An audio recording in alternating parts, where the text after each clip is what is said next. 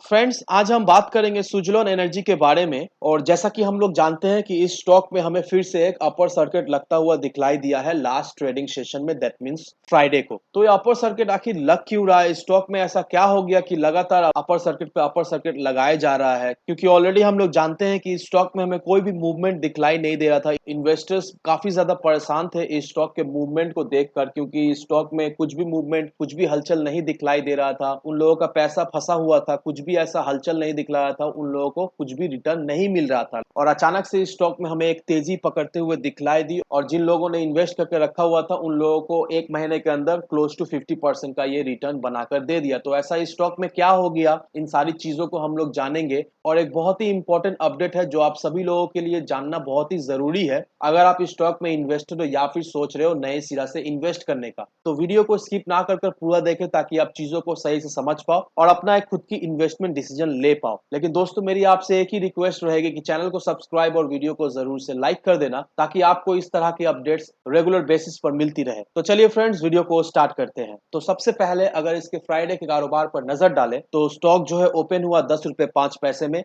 High बनाया इसने 10 रुपए 20 पैसे का, और लो बनाया इसने 9 रुपए 90 पैसे का, और 10 रुपए 20 पैसे में ये क्लोज हुआ। और हमें एक अपर सर्किट भी लगता हुआ दिखलाई दिया इसमें। और वहीं अगर हम लोग बात करें पिछले 5 दिनों की, तो आप देख ही पा रहे हो दोस्तों, अपर सर्किट भी लगा इसमें, और इसमें हमें थोड़ी मोड़ी गिरावट भी देखने को मिली, और ये 8.5 रुपए के करीब भी हमें ट्रेड होता हुआ दिखलाई दिया। और वहीं आप देख लो दोस्तों कि एक महीने में इसने एक अच्छी खासी रिटर्न जनरेट करके दे दी है, क्लोज टू 42% का एक रिटर्न अपने इन्वेस्टर्स को बना दिया है। लेकिन वहीं अगर हम लोग बात करें लॉन्ग टर्म की, 1 साल की या 5 साल की, तो आप देख ही पा रहे हो दोस्तों कि 1 साल में इसने उतना कुछ खास रिटर्न जनरेट करके नहीं दिया है, ओनली 52% का एक रिटर्न जनरेट करके दिया है। लेकिन अगर 5 साल के परफॉर्मेंस को अगर देखेंगे तो 5 साल में इसने अपने इन्वेस्टर्स के पैसे को तो बढ़ाया नहीं, उल्टा कमा दिया है। तो अगर आप इस स्टॉक में 10,000 रुपए इन्वेस्ट किए होते तो आपका जो पैसा है वो 7,000 रुपए के करीब हो जाता। तो लॉन्ग टर्म के अगर बेसिस में देखें तो इस स्टॉक में कुछ भी उतना खास रिटर्न जनरेट करके नहीं दिया है, और देखा जाए तो ये शॉर्ट टर्म में ही एक अच्छी खासी रिटर्न जनरेट करके दिया है। तो अभी इसके चार्ट को देखकर हमारे मन में तो एक सवाल आती है कि बहुत सारे लोग इसमें इन्वेस्ट किए हैं लॉन्ग टर्म के नजरिया से, लेकिन लॉन्ग टर्म में तो इसने उतना खास कुछ रिटर्न जनरेट करके नहीं दिया है। तो क्या अभी सही होगा इस स्टॉक में इन्वेस्ट करके रखने से? क्या जिन लोगों ने इस स्टॉक में लॉन्ग टर्म के नजरिए से इन्वेस्ट करके रखा है वो सही है या नहीं, या फिर उन्हें अभी इस स्टॉक से निकल जाना ही सही होगा? तो इन चीजों पर भी हम लोग नजर डालेंगे इस वीडियो में। तो सबसे पहले दोस्तों चलते हैं एनएससी के वेबसाइट पर,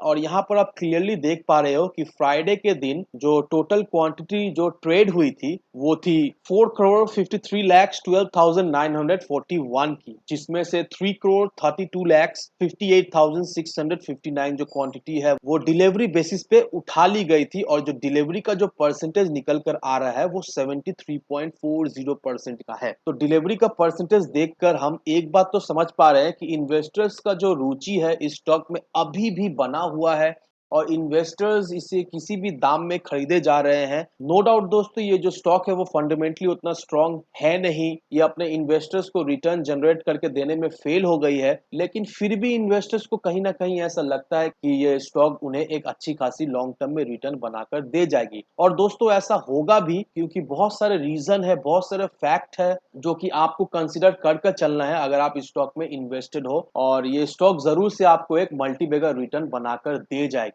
ऐसा मैं क्यों कह रहा हूं दोस्तों, ये भी मैं आपको बताऊंगा जरूर से। तो दोस्तों जिन लोगों को नहीं पता है उन लोगों को मैं बताना चाहूंगा कि सेबी ने इसे long term, that means ASM list stage 2 पर डाल दिया है, क्योंकि सेबी को ऐसा लगता है कि स्टॉक में कुछ गड़बड़ हो रहा है। तो ऐसा हो रहा है कि नहीं, आखिर ये सही है कि नहीं, वो तो आने वाले वक्त में ही हमें पता चलेगा। लेकिन अभी के लिए आपको ये बात जान लेना है कि ये जो स्टॉक है वो एएसएम स्टेज 2 पर आ गई है। तो मे बी इस वजह से भी इस स्टॉक में हमें एक थोड़ी मोड़ी गिरावट हमें दिखलाई दे सकती है दोस्तों, क्योंकि ये एएसएम स्टेज 2 पर आ गई है। तो अगर आप शॉर्ट टर्म इन्वेस्टर है तो इस चीज को आपको मद्देनजर रखते हुए आपको कोई भी अपना इन्वेस्टमेंट डिसीजन लेना है। तो दोस्तों जल्दी से चलते हैं आप उस न्यूज की तरफ। तो यहाँ पर जो न्यूज सामने निकल कर आ रही है, यहाँ पर यही मेंशन किया हुआ है कि अगले साल दैट मींस 2022 में 1 लाख करोड़ रुपए का जो इन्वेस्टमेंट है वो एक्सपेक्ट किया जा रहा है रिन्यूएबल एनर्जी के फील्ड में, जो कि बहुत ही अच्छी बात है हम सभी लोगों के लिए एज अ इन्वेस्टर्स। क्योंकि दोस्तों एक चीज का ध्यान रखोगे, अगर रिन्यूएबल एनर्जी के फील्ड में इस तरह के इन्वेस्टमेंट जो है वो आती रहती है, तो नो डाउट दोस्तों डायरेक्टली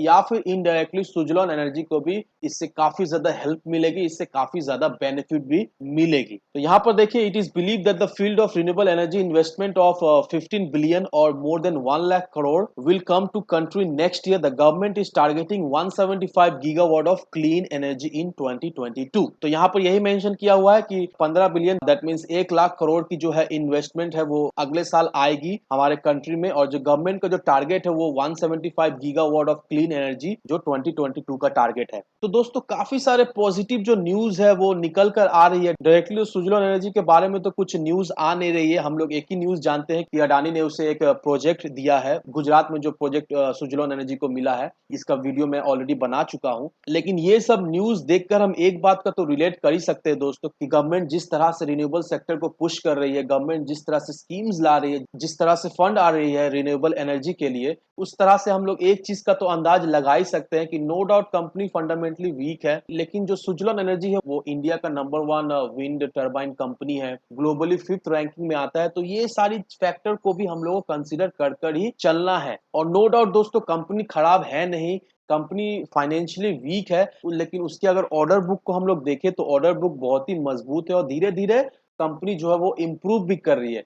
बस हमें एक ही चीज चाहिए इस कंपनी से, या तो इस कंपनी में कुछ गुड न्यूज आ जाए, जैसे जैसे मार्केट में जो रूमर चल रही है कि अदानी इसे एक्वायर करेगी, ये भी अगर हो जाए, या फिर कहीं से इसे फंड मिल जाए, या फिर जो Q3 का जो रिजल्ट है वो जस्ट पॉजिटिव हो जाए। तो अगर इसमें से कुछ भी ऐसा होता है तो स्टॉक में हमें एक जबरदस्त रैली दिखलाई देगी, और ये स्टॉक जो है शॉर्ट टर्म में 50 रुपए के लेवल को भी टच करता हुआ दिखलाई देगा। लेकिन उसके लिए दोस्तों कोई भी एक पॉजिटिव संकेत चाहिए, कोई भी एक पॉजिटिव न्यूज चाहिए इस स्टॉक पे। तो अब दोस्तों चलिए चलते हैं इसके चार्ट पर और जानते हैं कि इसका अगला टारगेट क्या हो सकता है और क्या हमें इसमें अभी प्रॉफिट बुक कर लेना सही होगा या नहीं। तो देखिए दोस्तों, अब इसके चार्ट पर अगर हम लोग नजर डालें तो 8 रुपए का जो रेजिस्टेंस लेवल था उसे इस स्टॉक ने तोड़ा, और उसके बाद से स्टॉक में हमें एक अच्छी खासी रैली बनते हुए दिखलाई दी, और अभी फिलहाल ये 10 रुपए 20 पैसे के लेवल में ट्रेड कर रहा है। तो मुझे ऐसा लगता है दोस्तों कि शॉर्ट टर्म में नो डाउट ये स्टॉक हमें 12 से 14 रुपए के लेवल में ट्रेड करता हुआ दिखलाई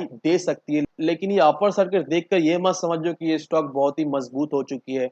स्टॉक में हमें करेक्शन भी दिखलाई दे सकती है, और मे बी ये स्टॉक फिर से उसी लेवल पे हमें ट्रेड करता हुआ भी दिखलाई दे सकता है, दैट मींस 8 रुपए के करीब। लेकिन मुझे ऐसा लगता है दोस्तों कि उस लेवल पे ट्रेड करने से पहले ये हमें 12 से 14 रुपए के लेवल में ट्रेड करता हुआ दिखलाई देगा, फिर जाकर मे बी ये रिवर्स बैक करे और 8 रुपए के लेवल में ट्रेड करे। लेकिन दोस्तों अगर इसमें हमें फॉल भी दिखलाई देती है तो आपको उसे एक अपॉर्चुनिटी समझना है, और आपने अगर हाई प्राइस में इसे खरीद कर रखा हुआ है तो आपको सिंपली एवरेज करना है। क्योंकि एक बात का ध्यान रखिएगा दोस्तों कि किसी भी रिन्यूएबल एनर्जी सेक्टर के हम लोग स्टॉक को अगर खरीदते हैं तो मिनिमम जो विजन होना चाहिए शॉर्ट टर्म का नहीं होना चाहिए, 6 महीने 5 महीने 1 साल का नहीं होना चाहिए। मिनिमम जो विजन होना चाहिए हमारा 2025 का, 2025 तक अगर हम इसे पेशेंसली होल्ड कर पाए तो नो डाउट दोस्तों ये स्टॉक हमें एक बहुत ही अच्छी खासी मल्टीबैगर रिटर्न बनाकर दे जाएगी, और ये स्टॉक जो है हमें 100 रुपए के ऊपर ही ट्रेड करता हुआ दिखलाई देगा। लेकिन आपका विजन होना चाहिए लॉन्ग टर्म, शॉर्ट टर्म का नहीं। और एक बात का जरूर से ध्यान रखिएगा दोस्तों कि किसी भी इन्वेस्टमेंट डिसीजन लेने से पहले अपनी खुद की डिटेल रिसर्च जरूर से करना। किसी की बात सुनकर कहीं पर भी अपना पैसा नहीं डाल देना, क्योंकि अगर लॉस होता है तो आपका ही हार्ड एंड पैसा डूबेगा, जिसकी बात सुनकर आपने इन्वेस्ट किया उसका तो कुछ भी नहीं होगा। तो make sure without any detail research कहीं पर भी इन्वेस्टमेंट ना करें। वीडियो अगर आपको पसंद आए तो लाइक शेयर सब्सक्राइब जरूर से करना। तो चलिए फ्रेंड्स, मिलते हैं हम अगले वीडियो में।